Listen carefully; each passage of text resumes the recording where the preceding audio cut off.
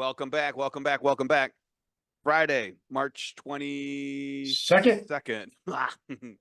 Boy, we were just talking about the Ides of March. It seemed like 3 weeks. Well, it was 3 weeks ago. So here we go. Springtime. Um, March 22nd.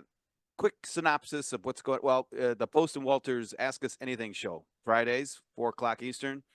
We ask each other anything, and anyone can ask us anything. So it's wide open. Absolutely. It's cool. Art, so this week I'd like to just give a little quick synopsis. Of course, it's AI. We don't need to talk about it, but we can if we want.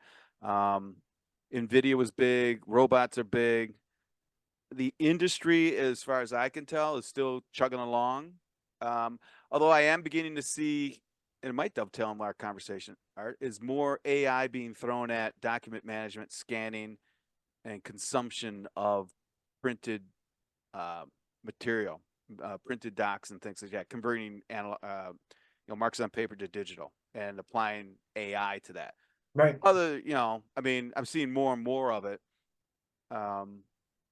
Sometimes when I've dug into it deeper, it's not really AI. So it's more like machine language and smart spreadsheets. But anyway, they're talking about it. Or just marketing and the hype, right? Yeah. Getting somebody to read that press release and say, hey, maybe I should look into this a little bit deeper because it's got the buzzword AI in it. Yeah. I can tell you this though, there are big Titan players spending billions, not millions, billions of dollars in Accenture, back to the PwCs, the Fortune 1000s, the Fortune 100s.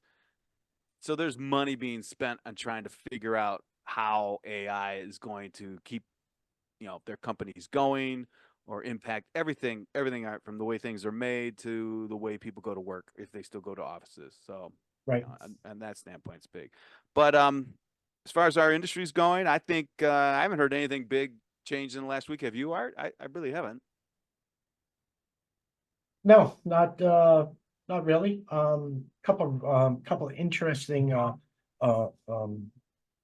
research reports came out. Oh, okay. I thought that would be a great way to start it off. Yeah. What do you got? So I would ask you, out of 3 different industries, right? Okay. One's going to be large format or wide format. They're really big wide format machines. Scanners, right? So the scanner marketplace. Okay. And of course, one of our favorites is managed print or MPS, right? Okay. Yeah.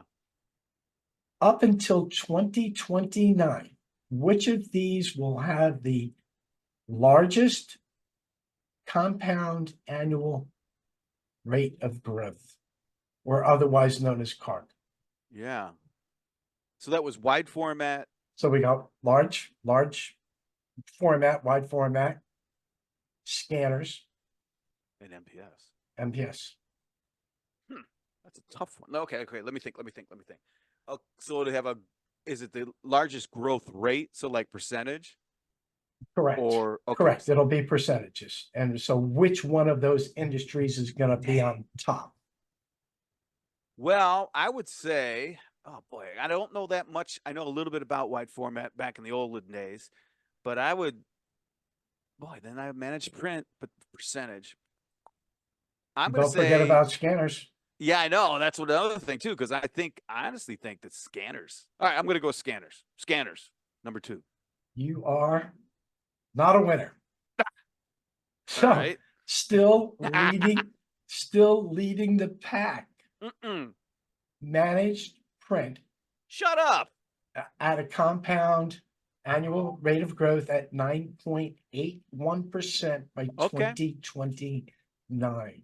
Call it 10%. That's pretty good. Now, see, I'm kicking myself because yes, I've heard that before, but I didn't I thought the other 2 would, but that's 10%. That's a pretty big growth. The other one's probably around 3 or 4. Especially, I read another report. How the heck can that be? That they said that the industry as a whole is dropping 2 to 3. Not talking about managed print now. Yeah. Hard copy, right? Hard copy peripherals. Right. Printers, copiers, MFPs, is declining at 2 to 3% per year. Right. All right. So it's a smaller pool, a smaller ocean, but MPS is going to grow because the ones that are left are going to be thrown on an MPS agreement. That's some sort of logic train I could look at. Could be, could be. So, Um, wow. so give me your thoughts about second place. Oh, second place. Oh, well, I'm totally wrong now, so I might as well keep going. I'm going to It's go. a 50-50. It's a, yeah, well, I'm not all that smart, so I'm going to stay with number 2, the scanning. You're correct, Oh, 5.7%. ooh, 5.7. Yep, That's not bad. I mean, for scanners, right? it's Because not bad at all. that's interesting. And then large format, wide format, Yeah, what are they at? comes in at 5%. So 5, 5, and 10, we'll Right, call it. well, that's Seriously. still, it's still decent growth, especially when the MFP marketplace. I think one report I read, I think it was, I don't know, 3, 4 weeks ago, it was going to be a 0.5% Yeah. decline in Yeah. the compound annual rate of growth. Okay, that makes So more there's going to sense. be, Yeah. so that growth is going to retract where these other 3 segments are going to increase. Hmm. And pretty substantially at 10%. Yeah. Yeah. Yeah. Well, now that you mention it, something did happen or was released maybe a couple weeks ago, but I heard about it. Is their HP? HP started getting regular press on their subscription Right, service, I right? saw it. Good, bad, and good and bad. A lot bad though. Be honest with you, I've read a couple articles where people are just going, well, "Why would I ever want to get?" So the deal is, don't buy a printer, get a subscription to your printer, right? It's classic. Netflix, everything's under subscriptions. Yep, So for like $6.50 a month, as an example, I don't know what the exact price is there. You get a printer and enough supplies, and this is where it got really crazy for like 70 sheets of paper or something dumb like that. A number down there is like, okay, wait, they're wow. including 70 sheets of paper? Um, it's a click chart, so that Got includes it, 70. 70 clicks, got it. Yeah, clicks or outputs, and I'm thinking, and you can bump up to, I think it was in the range of $30 a month for a printer and 700 images, so just over a ream and a half almost, right? Right, Uh, Now this is us in the industry. They've been talking about subscriptions for a long time. Their Amplify program. They've done it in the right, consumer side. yep, I've got a printer somewhere around, or my parents somewhere have a printer with the sticker on the side that you can just automatically sign into their page, whatever it is, where they will send you the toner cartridges or whatever, the ink cartridges. So that's nothing new, but the response that I've seen, and HP's got a heck of a marketing department. So it got the word out all over the place, but the reactions I've seen is like, well, who prints anyway? Everything from who prints anyway, and I don't want to pay subscribe to a printer that doesn't work. And then it just went on, and all these criticisms like, your printer doesn't work half the time. It works the best day. The best performing printers are the ones that are brand new. The day after you get them, it tries to find paper from a tray that doesn't exist. Is one guy who's going off. right, Um, so it's just interesting. And then, where was it at? World Economic Summit or something. It wasn't Davos. It might have been Davos. A few weeks back, the dude, the HP guy, the big cheese, he got on and literally said, we don't make money on the printers. We do not make money on the printers. We're going to make it up on the subscriptions and the toner supplies. So right, that's their, admitted it black and white.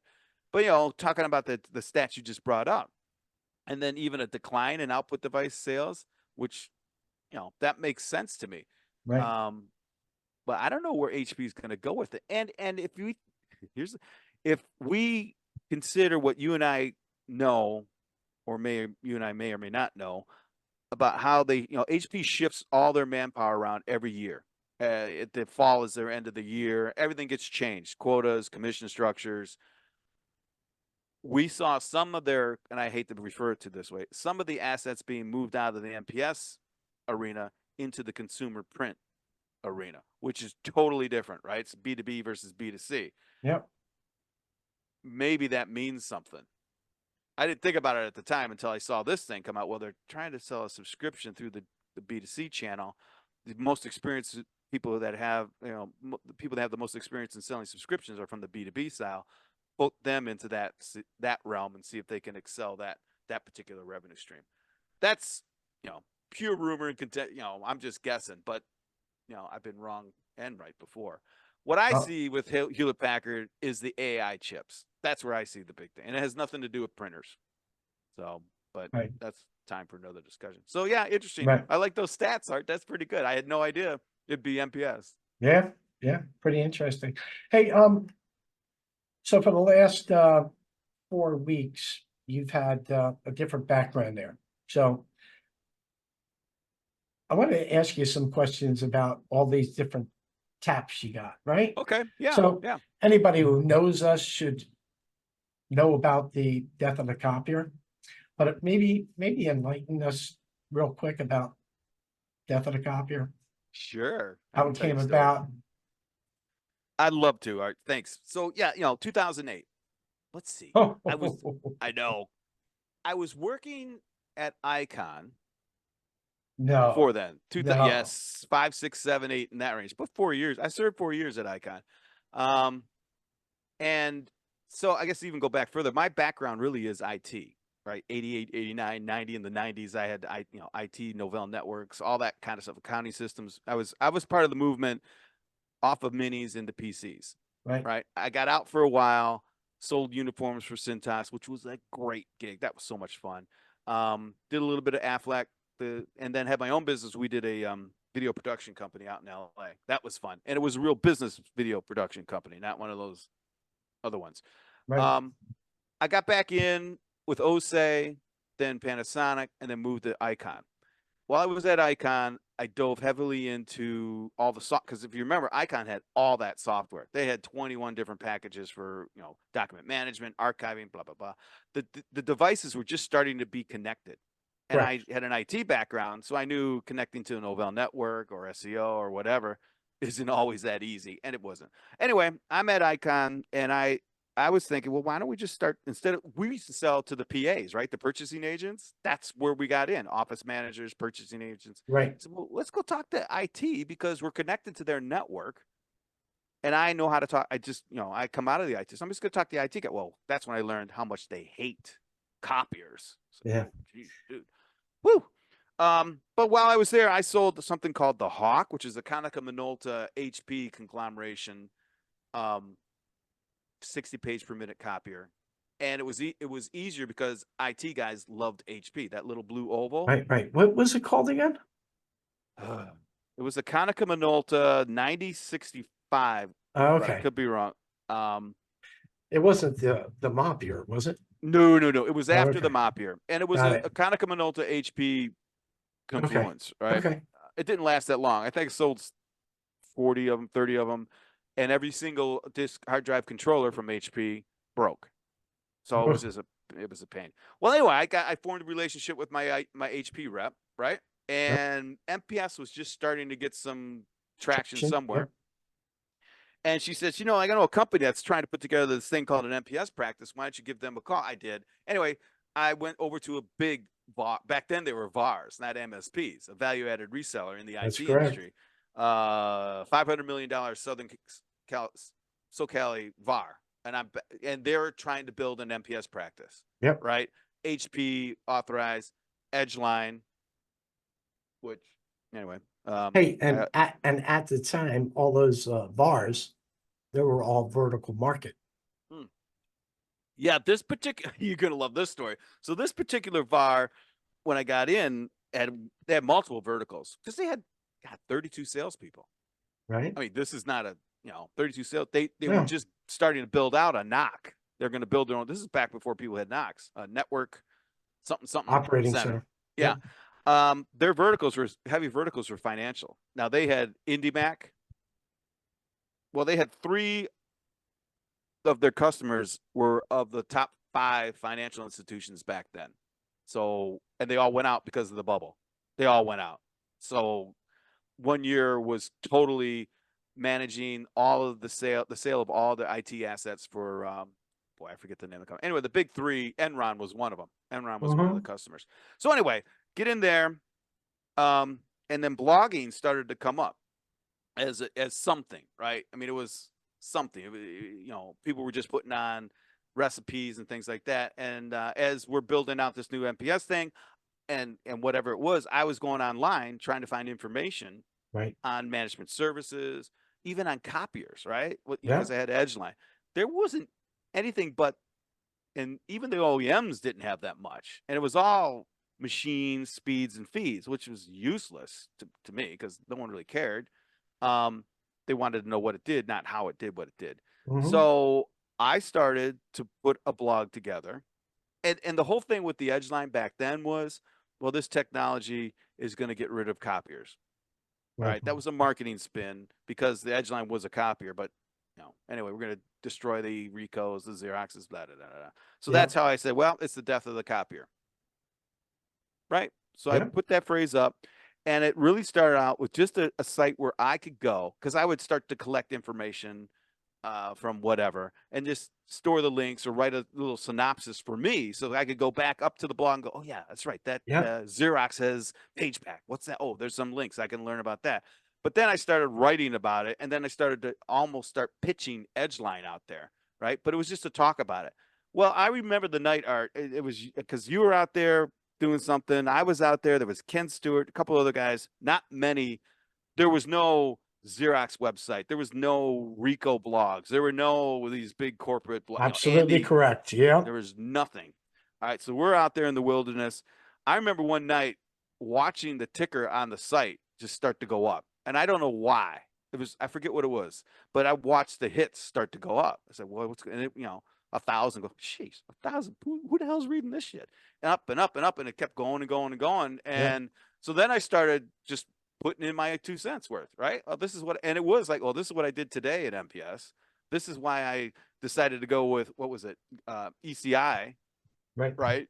And then how the heck are you going to find a DCA back then? There were half a dozen of DCAs, data collection agents. So I had to build this out, so I had to evaluate all of them. So I wrote about them. It's like, Right. this one's not that good. This one sucks.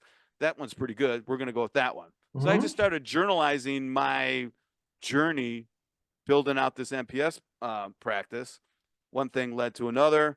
I think two big things. The readership started going up. Three things. I would put, I'm going to say it, but I would put models, we'll call them female models, next to copiers or Yes, you not. would. All right. And boy, good, bad, different. The readership shot up. And it wasn't that they were just checking out the pictures. The pictures drew, but then I could see that they were dwelling on the site, reading the articles. And these articles they were just real articles. They weren't well polished. It didn't matter to me. It didn't matter to the readers. Um, Right. so that took off. I got in a tangle with Ursula at Xerox. And this is, this spawned, it's like little events that get you a bunch of Right. readers. Um, So for anyone who doesn't know, Ursula was the CEO of Xerox, I think Xer- back in the mid 90s, correct? yeah, somewhere around there. Yeah, it might have been the Yeah. mid 2000s. Regardless, it was something like that. Well, Xerox was one of the very first to get out there and start talking about management services. They're called their page pack system. Yeah. And they had a columnist. They built a site and everything. It looked like a news site, but it was all Xerox, right? So you could tell. Um, and they had a blogger called Page Coverage. Her name was Page Coverage, which obviously isn't her real name, but it's Page Obviously, right? Coverage. Right. So somehow I was going, and this is why I was evaluating to bring in the color cube Right. into the MPS practice and run Page Pack. So I was talking to Xerox reps, all sorts of. Somehow Page Coverage got a hold of one of my blogs and just went off on it, like said some bad things about it. And I'll never forget the morning. Just people started calling me and emailing me and texting me, saying, "Hey, dude, what'd you do to piss off Xerox?" Like, I Right. don't know, I didn't do anything. So I read the article. Go, wow, that's pretty bad. So I went off on her and said, it's my real name, not a fake. Whatever. We tangled, shut her down. Xerox, because I knew the rep, had to retract it, gave an apology, and one of my articles, comeback articles, put a picture of Ursula on it. And then that's how Ursula got involved. She says, "Well, could you pull my picture down?" Because yeah, sure, whatever. So we did that. That accelerated everything. Um, funny thing there is they fired quote page coverage, Oh and no. yeah, they did. Well, here's the cool thing: is after I heard they got rid of her, I just tapped an email out to the editor and say, hey, it's too bad we didn't meet in other circumstances because maybe I could have written for you instead of. And Right. 30 days later, I was writing for that website, Oh, which nice. for about Nice. 2 years, yeah. So Right. anyway, that's Death of the Copier, All right. and So, from there on it went on. right. So how about this Office Tech Tab? Hmm. Another great story. So Death of the Copier is pretty much, in the field, tactical sales, copier sales, right? I got connected with a great company out in San Diego, a consulting company. They wanted to build out a website, not a website, a newsletter. Right. I came on board to help them do that. And this is from scratch. So whenever, there's no such thing as just a newsletter. It's everything, right? Website, newsletter, mailing lists, bringing people in, sponsors, blah, blah, blah. So building a quote newsletter isn't just like putting it together and putting it out there. There's so much more to it. Anyway, so that's the Office Tech Tap, right? So I built that out. Things happened. The company was acquired, and I was able to, acquired by another company, which was more consumer based interest, and I was able to keep the OTT, the Office Tech Tap thing. Right. Office Tech Tap is just about office technology. So yeah, it does have, copiers, but it can have, anything else that is technologically uh, impacts your office life. Scanners, print, Scanners, AI. PCs. Yeah, but it's narrowly focused. The Got audience it. is anyone who, there's some sales and stuff where Death of the Copier would be much more sales. OTT would be more office technology, stapler, not staplers, but you get it, right? If there was some sort of new whiteout thing, it would get hit there. Got it. Um, so that kind of changed the whole trajectory from, consulting and helping out companies build out management services departments or practices and IT support and stuff like that I've been typically doing, and now got me into this whole media thing. Um, so the newsletter goes out fine.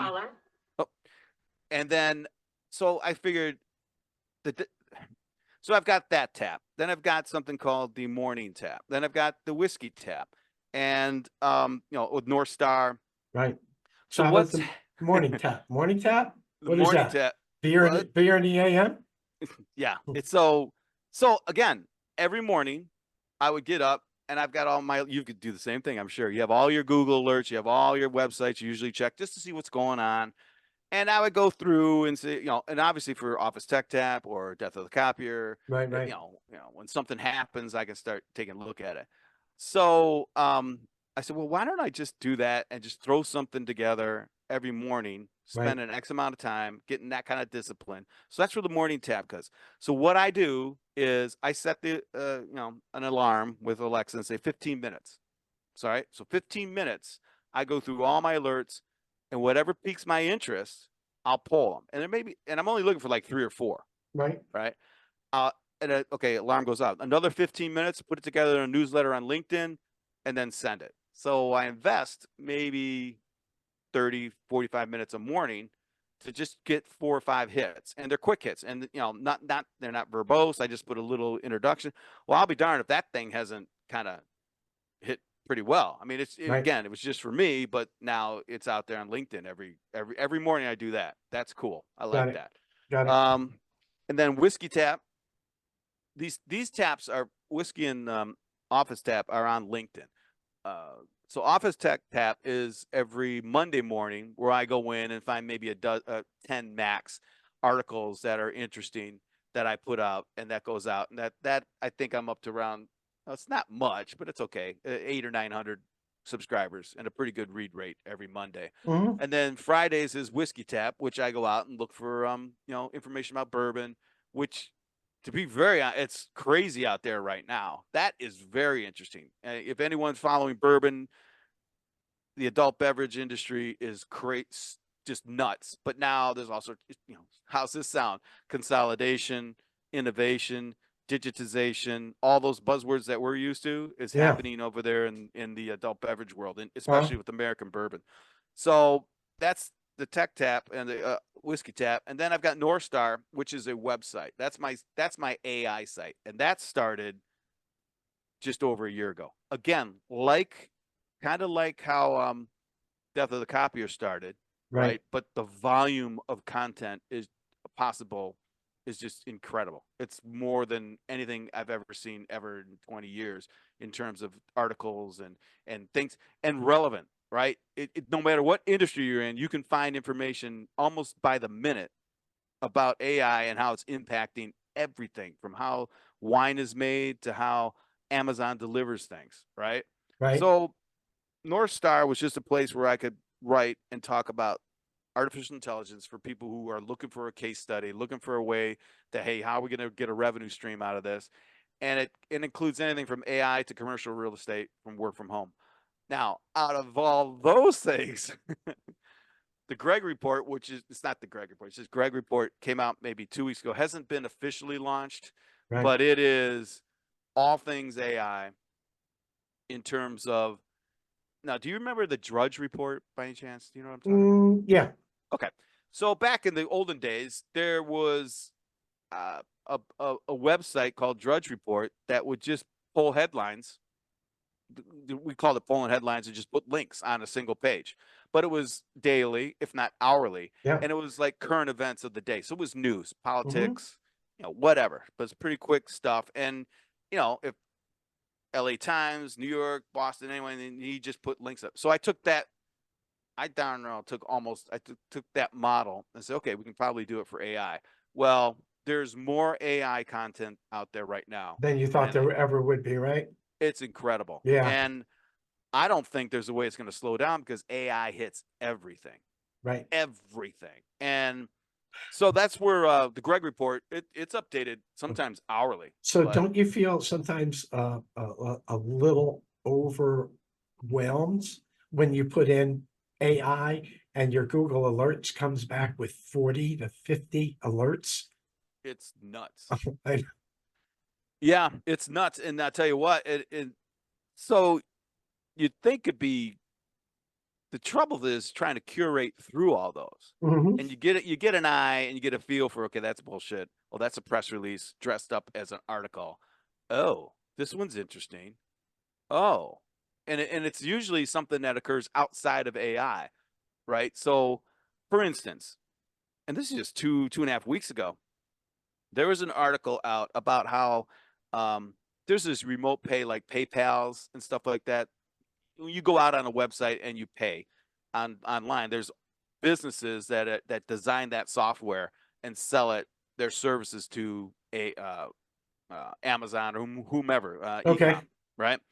Well, there was a little article about this, and it was a small little blurb about a company out of Sweden that got rid of 700 help desk people, support desk human beings, and replaced them with AI, LLMs, chatbots, Right. right? 700.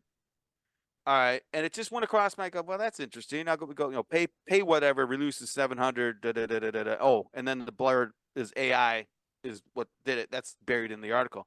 So I go out and watch some off the beaten path Swedish company. Well, no, they have like 20,000 employees and they're global. They're huge. It's not They Ericsson, is it?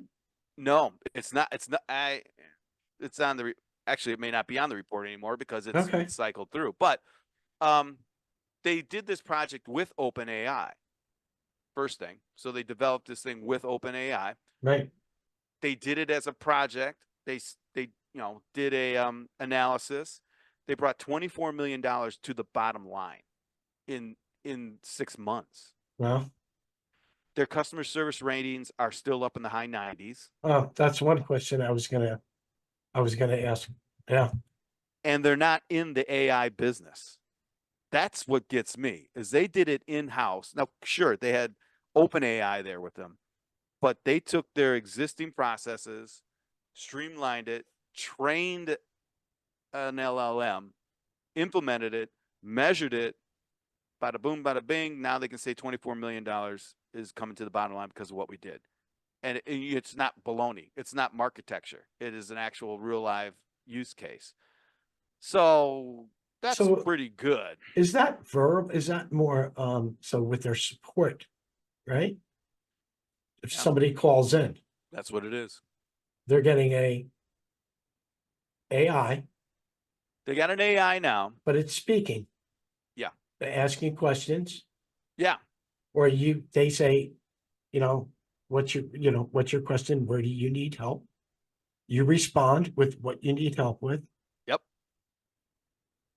and then the AI would give you responses, correct? It is. That is it. And generally, All yes. right. So The I, difference is, well, to me, the biggest difference is mhm. with all the companies that even a company like Xerox, they farm out their tech support, right? Oh yeah. And I apologize, but I find it very, very hard to understand someone with a heavy accent. And I guess AI is going to be pretty generic, pretty plain, no accents. If you call in from India, it'll speak to you, or from Pakistan, it'll speak to you in that language. Right, but it's not going to give, so if, but I call in from the United States, it's going to give you a generic United States accent, You'll be able to understand it. Yeah. I correct? mean, in theory, and I don't think they're going to get that granular, but if you call from Alabama, call from New York, Right, or, Boston, or Minnesota, right? Minnesota, don't you know? Yeah, but so very, very interesting. That's just one use case, and it goes on and on. I mean, Right, today there was all sorts of stuff. You know, and it's funny, Art, when you look at the Greg report, as you look at it, you think it's just AI, and that makes sense. But gosh darn it, today was the Apple's getting sued, right, by yeah, the DOJ. All right, was yep, that has yep, that got AI in it? Well, yeah, it does. It impacts AI, or yep, AI will impact that. Um, what else? I got an article out there right now. It's about a wine distillery that's using AI to perfect the recipes. And there's another one about farming, right? There's sensors in the soil, and the AI can measure blah blah blah blah blah blah blah, blah do all this other stuff. right, And it's the big difference with AI is it generates in real time. It's not You're not matching a bunch of specs against a static spreadsheet of information. Like, well, if it's raining there, then you do this. If it's not raining this, if the it's not a bunch of matrix. It's flowing and making decisions as the information comes in. That hmm, doesn't match it against a set of standards that right. are rigid. So, yeah, and that those are those are the platforms now of my media empire, I guess you want to call it. So the biggest question, Mhm. how do you make money? Well, right now it's sponsorship, Oh, and okay. so there's all sorts of things, right? And I didn't even talk. There's So, videos attached to them, if I want to get a sponsorship on the Office Tech Tap, right? I could do that.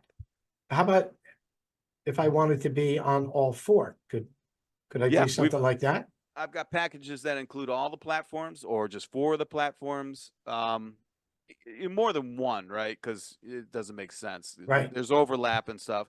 But also, the Greg Walters show, like what we're doing with Post and Walters, I've got the Greg Walters show. I include that and this in that multimedia, whatever it is, right? The empire. So in theory, if and I cater to companies that are just trying to get in, the young. I've got a couple in my queue. They're one of the younger ones that are trying to break into the market here. That's pretty saturated. There's another company called Xenia, which is an AI sales business intelligence software packet or right, AI based system. Fascinating.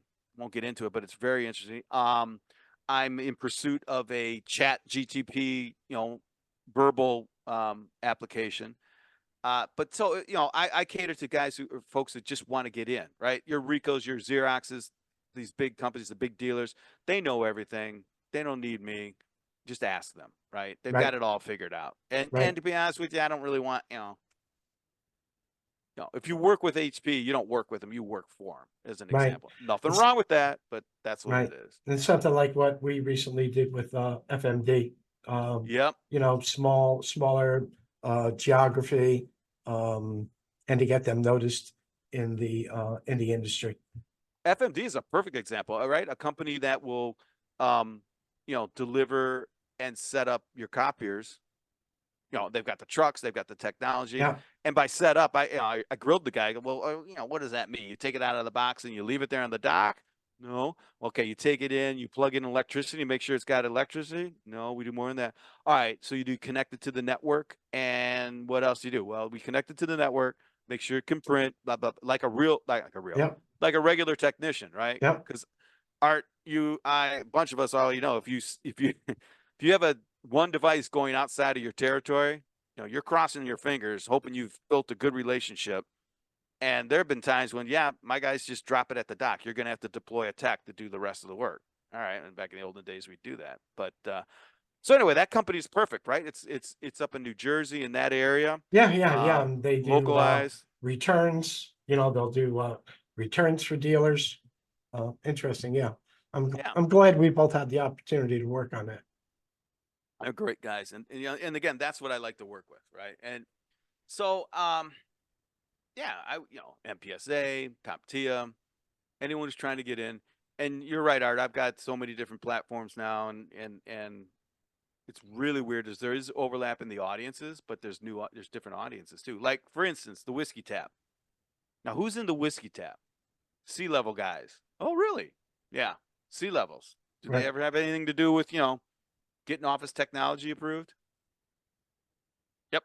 There's one group out there in LinkedIn that is all C-levels and bourbon. That's all they talk about. And they have to be a C-level. Yeah, I go, wow, that's weird. But so what I've learned is there's crossover no matter what you think, right? Right. From plumbing, electric construction, cut and fill. And you know that with the wide format stuff. The age of the vertical is gone, it seems. And it's going to get even more dissolved as time goes along. So, but yeah, thanks for asking. That's what it is today in March of 2024. Who knows what it'll be in the next 12 months? That's cool. Yeah, yeah, At I least, like it. and that'll help. That'll help anybody who tunes into the show, and they'll go, "What the heck is the morning tap or the office tech tap?" But it was good.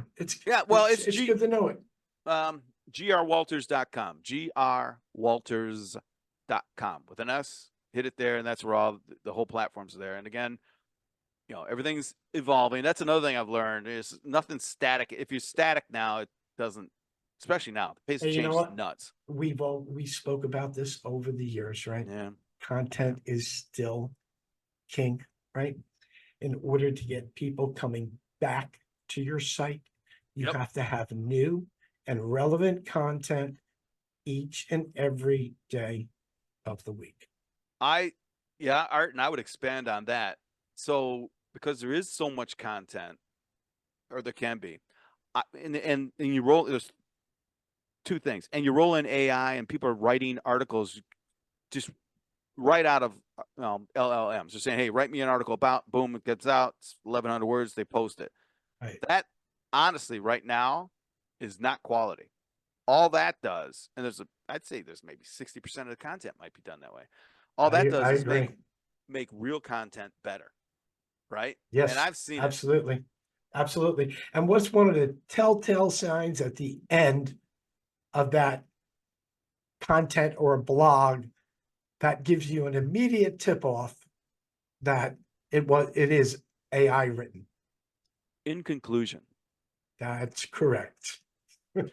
as we Now, people, if somebody's smart, right, they'd say, let me change it up a little bit. oh yeah, Let me get rid of conclusion and put something else. My you can take that thoughts, whole right? phase off. Yeah, You could say my thoughts, right? You could just take something else for the ending, right? Get rid of that conclusion. And every time I look at that, I'm like, come on, let's be a little bit creative, even though you're using AI. Hey, there are things that AI sometimes brings up that I didn't see. Like, oh, good, that's a good angle. But what I've learned now, obviously, the more detailed your prompt, the better the content. All right, put that aside. But the last two paragraphs of an open prompt content are useless, worthless, and may even be harmful. You got to, depending on whatever engine you're using. Yep. So you've got to use it. But there's going to be sometimes ideas go, man, that's a really good angle. I didn't think of it that way. Now let me put what he just said or it just said in my words. right? And Right. then we're getting real tactical, but I'll have a concept that I'm trying to get out and I just can't word it correctly. So all you do is you put the phrase in, say, hey, make this sound better, and it'll come back with some alternatives. Doesn't mean you have to take it. That's But correct. yeah, I Yep. mean, in the realm, as we stand at the Yep. precedence, in conclusion, I recently did one for what the hell's the title of it? I was working on an existing an account, a net new account, and mhm. not net new, an existing account. But I had an inkling that they might go to a smaller A4 device, even though they had um a decent volume of prints each year, 60K in black, 40K in color. I mean, that's that's a Yeah. decent amount of clicks. But when you think about, okay, an A4 machine is so much cheaper, right? And the people don't understand, they really still don't understand cost per page, Yeah. right? They don't. So I got together, I wrote some of my own stuff, put it into ChatGPT like you did, Hmm. and said, okay, well, first of all, correct my grammar, correct the spelling, because I'm a copier salesperson. I'm not an English major. Right. So it corrected that for me.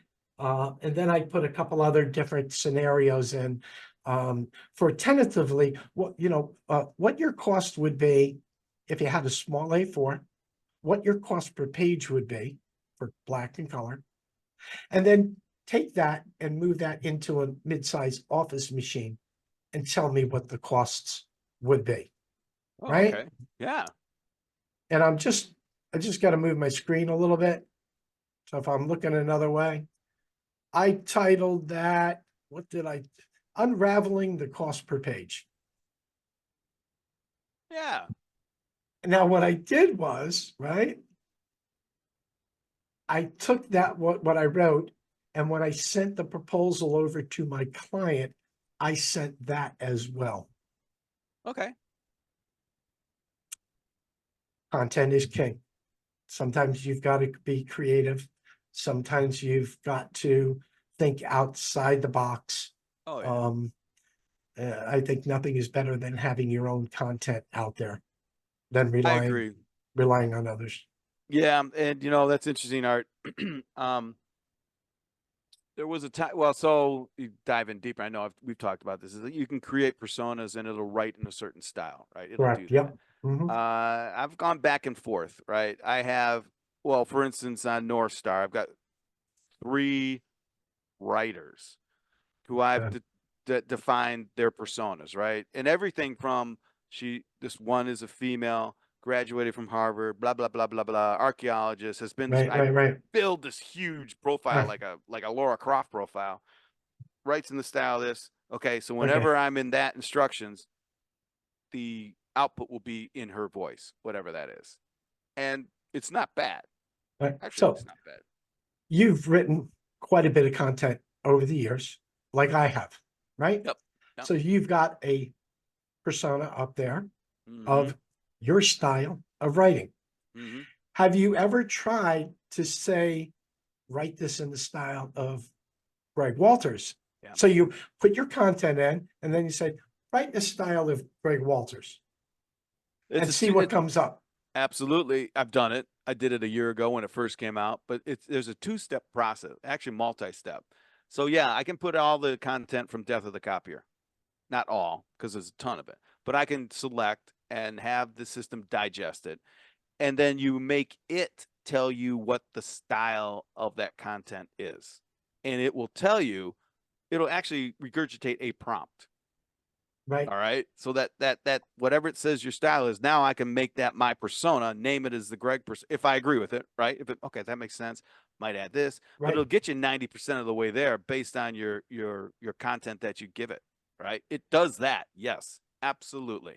Then, oh my gosh, you can mix it because there's a bunch of personas out there, writers, right, you know, hey, mix this in 80% Greg, 20% Stephen King. right, I don't know what'll happen, but do that. See what happens. right, You know, make this what did I do? Macbeth from Shakespeare. how would he write this? Right. But those are funny, but they're examples, right? Okay, Walter Cronkite. All right, more serious. Write it like Einstein.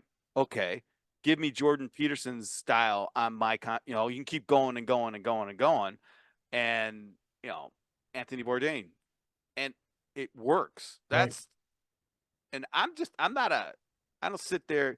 People will sit there and design prompts for like 8 hours, and their stuff is going to be pretty tight, pretty tight. Right. I'm not doing that. I'm just throwing stuff together, see what works, and okay, out it goes. Yep. Um, Yep. so I mean, wow. So I recently tried writing in the style of art post, Right.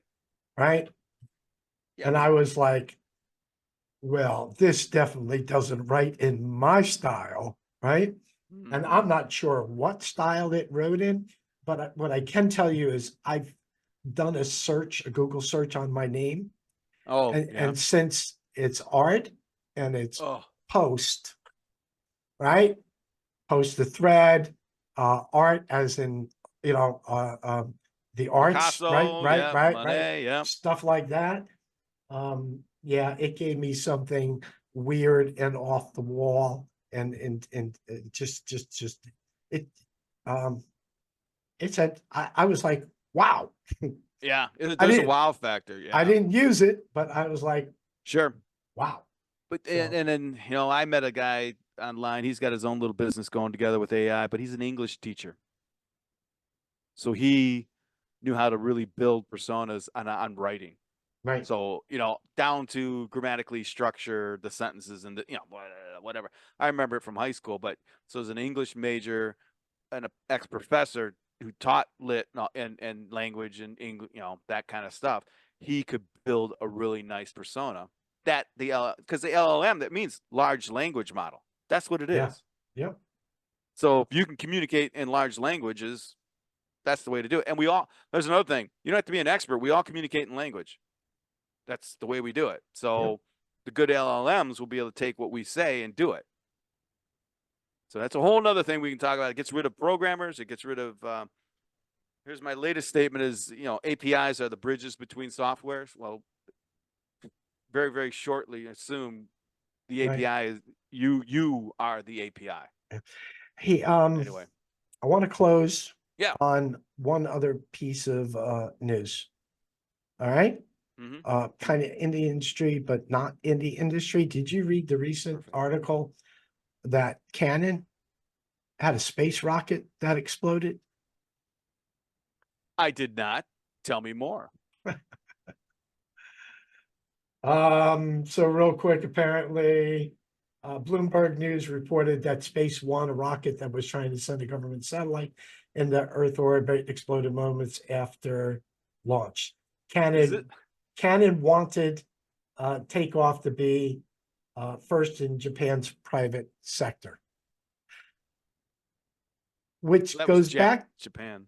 Yep, I think we spoke, it was 4 or 5 segments ago on how the biggest players in our industry will start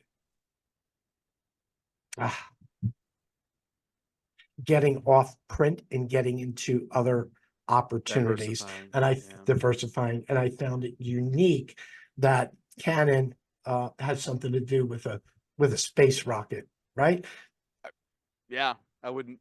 Yeah, but then it makes sense, right? I mean, yeah, that's technology and things like that. Well, Kyocera does the knives and ceramics. Correct. Toshiba, I think what kept Toshiba alive forever was the stuff. Panasonic pulled out of Yep. copiers years ago, but they still, I think they do. Konica Minolta. Samsung, yeah, Konica Minolta. Yeah, they're actually Yeah, they have some eggs in their robotics, right? They're yes, doing yes, robotics. yes. And again, I've said this before, but I think that the biggest diversification for those manufacturers are in our industry are for robotics. All right, we can go on for an hour just about what Yeah, happened this last week. Robotics, and it's the new word. It's not a new word, but the word being bantied about is humanoid or androids. They're not called robots anymore. I'm telling you, it's The stuff I saw last week. I think I caught the one where the guy we spoke about. You told me about it last week. And you told me about the video. Give me something to eat. And on the table was like a tennis racket, a computer. There was an apple there and something else. And the robot picked up, handed the person the apple. And then the guy said, "Well, why did you hand me the apple?" Yep. Absolutely, absolutely, absolutely amazing. Right? Since then, I've seen more. It's real. These are not made up things. These are things that Right. are happening like right now, and Flash Gordon is here. yes, it's the Jetsons. As a matter of fact, NVIDIA calls it Jetson. Robots that follow you around like dogs and are really, they're not sentient. They act like it though. That's the crazy thing. Is like we're thinking you can look at it and talk to it like it's a dog. Well, it's not a dog. It's a machine. It's like Mhm. your brain will explode. But the thing I see, Art, and we'll talk about it real quick, is these things can assemble a car, right? They can move a windshield off of a rack and install it into the front end of, right Right. along the A pillars. So what I thought, there's a wall, and it starts at manually, needing plumbers, electricians, pole climbers, guys, things that you got to go out and do, cut down trees, string electric wires that needs humans, people with opposable thumbs to go out and do stuff. I'm beginning to think that that is not 100% correct anymore. From the things just this week, I've seen these little robots climbing over rocks, keeping their balance to where they could hold an egg above their head or whatever, right? It's like you couldn't do that a year ago. What? How are they doing that? Yeah. Yeah. And Was that and they're from all Boston Scientific? well, those were no, it wasn't. That's the other thing. Boston Scientific used to be the ones, right? Though all their robots are Yep. crazy. No, these are small firms out of nowhere, not nowhere. You know what I mean? They're Yeah. startups, Right. but they've got the same technology built in. They've Yeah. caught up because Boston, what, 20 years worth of research at least? These Mhm. guys come out, they pop in these chips, and then the big thing was the LLMs, the Chat GPT, and the ability for Chat to be able to recognize from a picture. And the vision is what Right. did it. The Right. vision did it. After that, you're done. Yeah. So that's where my barometer is. Well, could you get a team to assemble something, Right. right? Here, take the IKEA bookshelf out of the box and put it together. Yeah. And if it Hey, anyway, so yeah, great information today. Hey, that's everyone, cool, Art. Thank you. we're at the witching hour, which is 5 o'clock. So it's time for us to end our show. Always want to thank Greg. Great talk chats with Greg, and would Well, like I'll to tell you tell what, it. Art. I think next time we could get your story on P for P. I want to hear it because you've got big numbers, good followers. Yeah, so we'll talk about that. That's for sure. Absolutely, love talking about it, right? Right. Yeah. So we're going to close the show. I want to thank everybody for tuning in. I want to also ask you if you like what we're doing, please like. We're on the YouTube channel that I run. Greg puts it over, takes the embed code and puts it over on his site. Yep. And please be sure to like, follow, and share. And we'll be back. We're not going to be back next Friday because it's Good Friday, Ah, okay. Good for us, right? bad for him. Yep, that's And fine. then we'll be back the week after. And we'd like to thank everybody for tuning in. Cool. Everybody have a great weekend. See you, everyone.